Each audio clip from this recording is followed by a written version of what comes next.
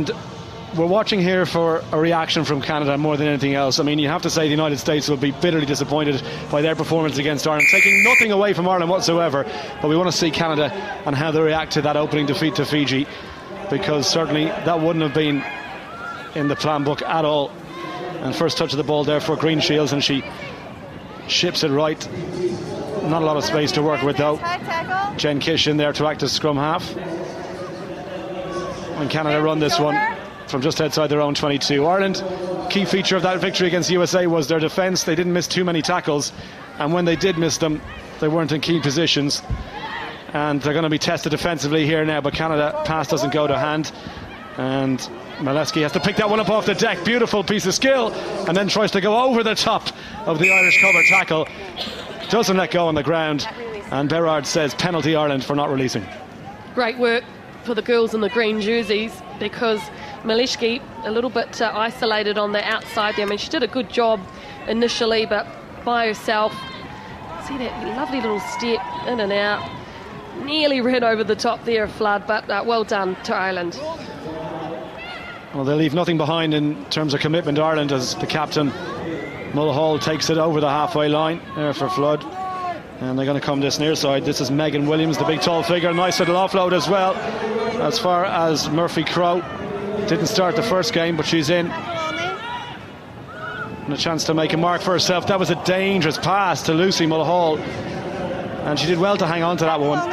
You never want to see those high passes coming with the defender lining up, because you know the ribs are going to take the brunt of the damage, and that's exactly what happened there. Canada with good strength trying to turn this one over, almost doing it as well. Brittany Benn with powerful wrestle for the ball there. That's what Brittany Benn is very good at, that tight work at the tackle ball area, trying to thieve it away with her upper body strength. You don't see John Tate lose the cool hardly at all, but I imagine he was pretty unhappy by the performance of Canada against Fiji. I think the hallmark of this Canadian team is that they play the wide-to-wide game very well.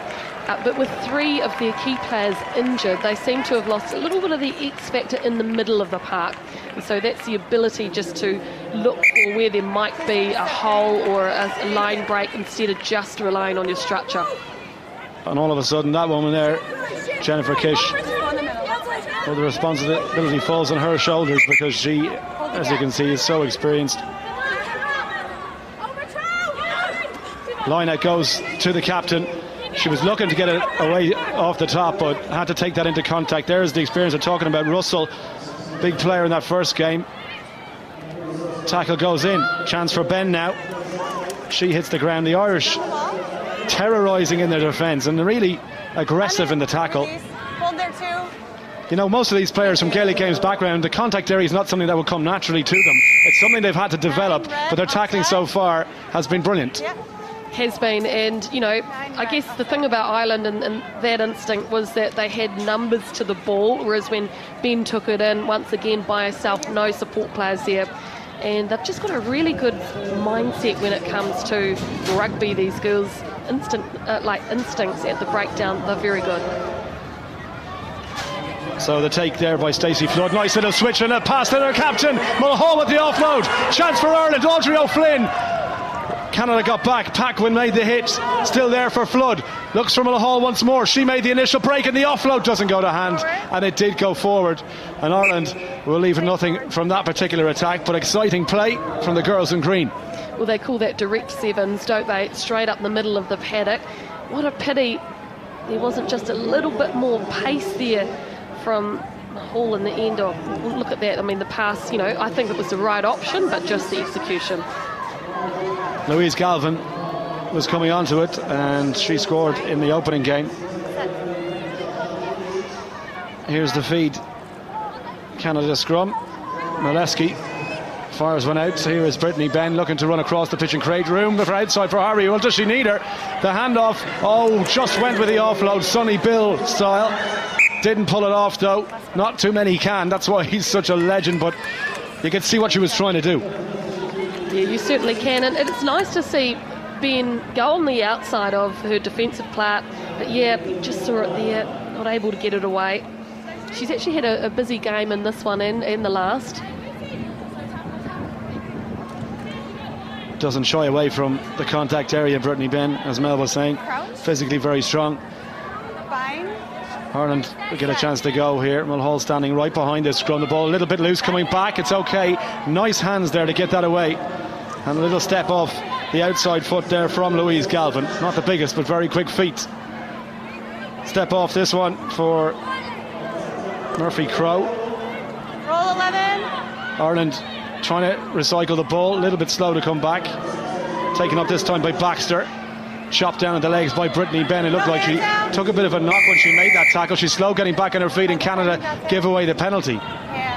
You know, Canada defensively here shouldn't panic too much, because you might notice that the Irish girls are standing quite close to each other. They're not actually using the width of the ball, so they're making it easier for Canada to defend them.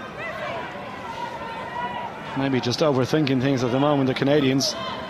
And the quick tap from Galvin. Little space there. Closed straight away on Audrey O'Flynn, who took that tackle. Mulhall now looks for Flood. This is better from Ireland. Williams trying to use a bit more width this time. Murphy Crowe hits the ground, and back for Stacey Flood, who fires the pass away. Oh, the gap is opened up, and Mulhall needs no second invitation. The Irish captain, Lucy Mulhall, touches down underneath the post. The Red Sea parted, and she went straight through. Look, wasn't that fantastic? Look at this hit. Really close to that last breakdown, Mulhall. She just hits it so fast, really straight. And the defence from Canada, where were they? There was just a big hole right in front of her. So with 30 seconds to go, and the conversion is good as well. Ireland leading by 7 points to 0. And look at this. You do not need to give this girl a second invitation to take a chance like that. And she put the head down.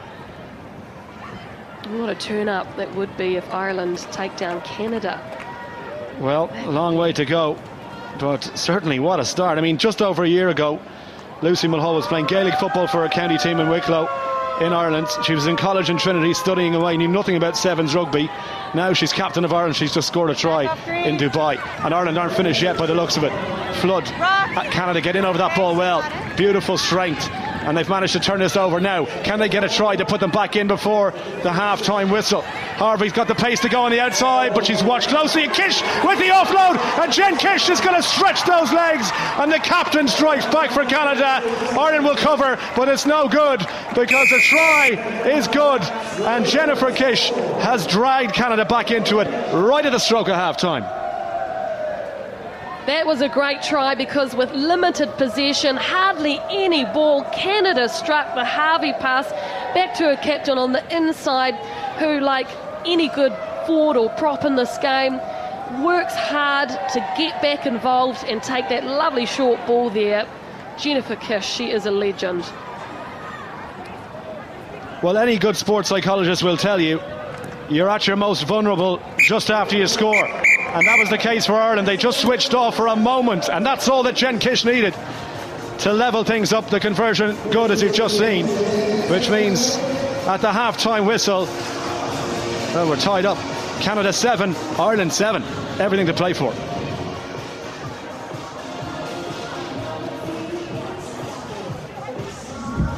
Okay, let's take our first breath. Here we go. 1, 2,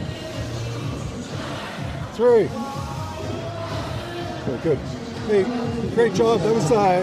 We had a couple unlucky calls for the breakdown, but that was textbook. Get up and challenge that breakdown.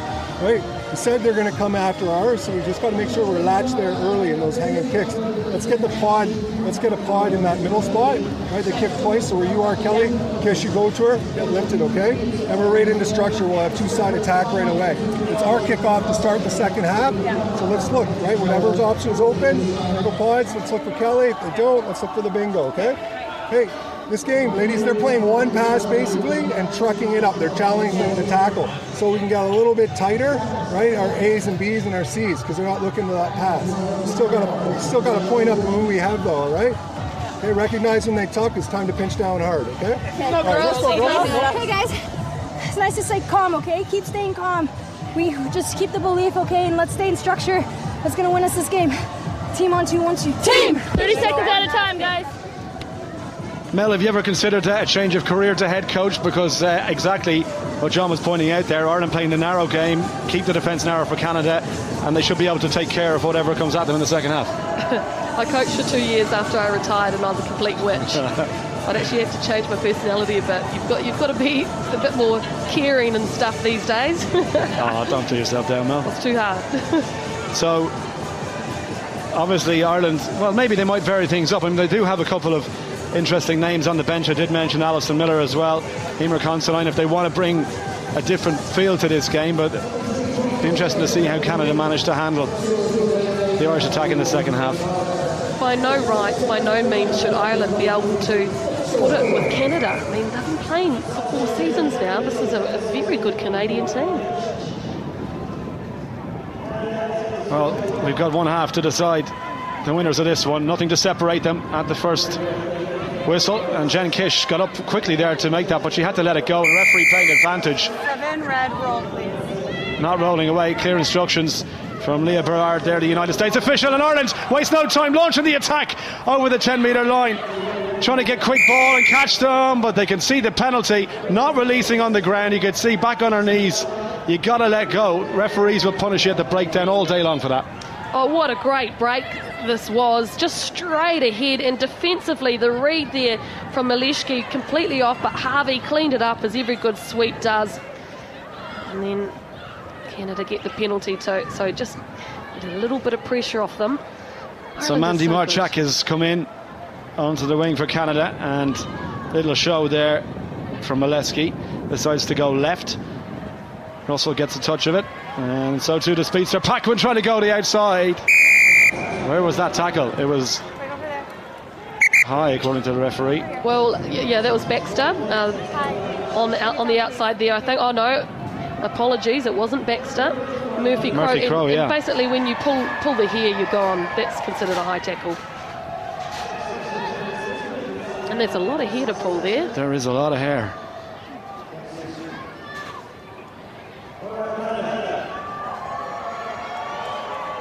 Canada wastes no time getting on with it. Jen Kish draws the line. This is a beautiful attack. They're all standing deep. The pass, the last pass.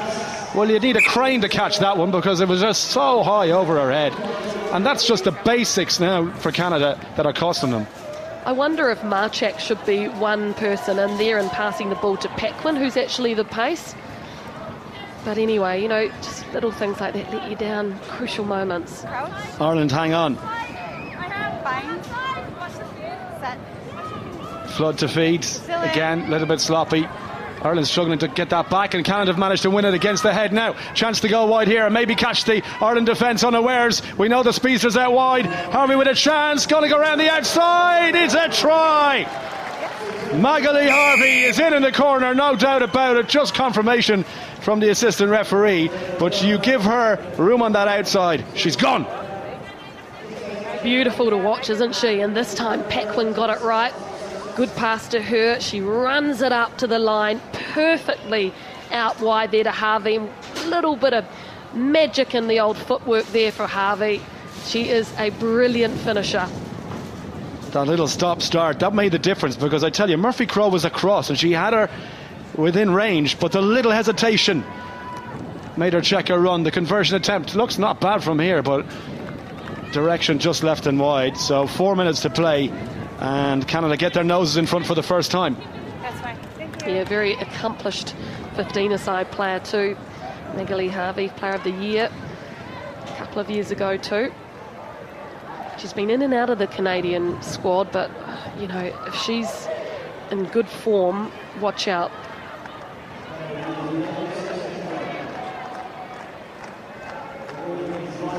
Katie Fitzhenry is in for Ireland, so too is Naupu Fanene. Of course, the wife of George Naupu, playing with Connacht at the moment, flying high in the Pro 12, which is the Celtic League. And she gets a chance to try and make a mark in this game. Canada come through and they were legal according to the referee, and again it's a chance to try and catch Ireland out. Chance on the outside for Paquin. Murphy Crowe comes across and she is quick. Good tackle. Kish forced to offload as well. Canada still have it. Pumping the legs, needs a bit of help. Kish on her shoulder. Does she? Oh, is she there? Did she drop it? We're going to have to go maybe to the RVR. What does the referee say? Pass forward. Green scrum. No, no need. Yeah, ruled it a knock on. She was right there, Bernard. Well, Molesky, good strength, but let's have a look at this. Here's the crucial bit. Marcus here, please. Thank you. Yeah, I think she's got that right. Absolutely. Just popped out of her fingertips at the end. Oh. Wow. Well, maybe not from that angle. Well, maybe a look at the RVR. I'm going to eat would have given the myself with referee a different interpretation of that one, because it didn't seem a huge amount wrong with me. Oh, well. Any downward pressure on the ball is good for a try. That's Mulhall takes the tackle. Ireland 2 minutes to get a score. A converted try would be good enough to steal this game. They've got to get possession though, and now the heads are starting to go a little bit because the basics, and you can see the frustration. Yeah, probably best to move it out of that contestable area there, Ireland. Now Harvey's come very wide here. You know, a one-on-one in this situation with only 20 metres to make, you'd fancy her, but And not only that, it gives Paquin even more space to attack on the outside too. exactly. No room to hide in sevens rugby, particularly in that back line. 3-on-3. Here's the feed. Chance here, drifted across the pitch. The interception almost came off. Well, you could see, in fairness, what Galvin was trying to do, but advantage being played to Canada. One-on-one now. Tackle has to go here. Tackle has to go. It's not going to go. And she's in again. You can't do it. Down. See us straight down. Come on. Straight down. Are you happy with the grounding? Is there separation between your hand and the ground? Check it. You're not sure? Okay. RVR. We're going to the video referee to check this one, Mel. Specifically the grounding that Berard was questioning. Let's have a look at it here. From first glance it looked okay from us, but let's have a look.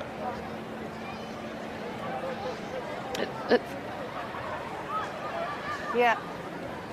Oh, the ref's in the... Oh, ref's in the way. I mean, how did she not see that though? You'd have to ask. Okay. There is a hint of... It might have separated from her hand.